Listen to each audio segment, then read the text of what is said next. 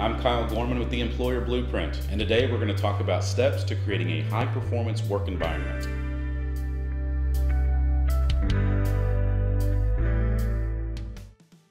The first thing that we want to think about is creating flexibility.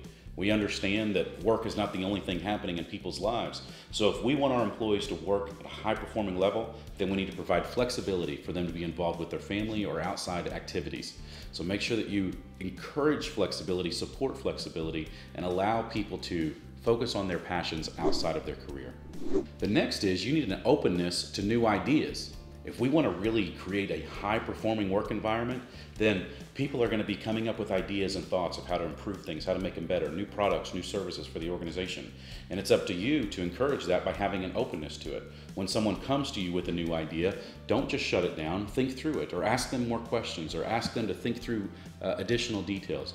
But an openness to new ideas will allow people to be more creative in creating better products, better services, better efficiency in your organization.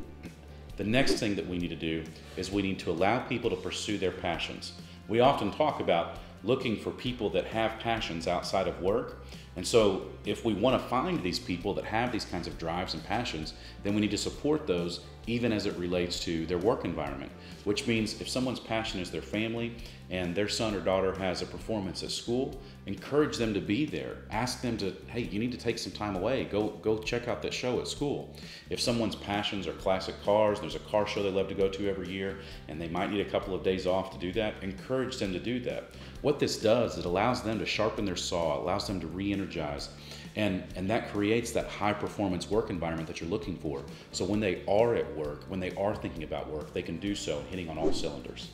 And the last thing that I'm going to recommend is that you take a personal interest in your employees. You know, we just talked about their passions and the things that drive them, but do you really understand what those are? Take a personal interest in your employees. Take a personal interest in what they do and how they behave and the things that are important to them. You need to get to know them, build a relationship with your employees. This creates this high-performance work environment because now all of a sudden they aren't working for you, they're working with you. And so as you really generate this interest in what your employees are doing, you're creating a much stronger bond and a stronger relationship that creates loyalty and a higher performance work environment.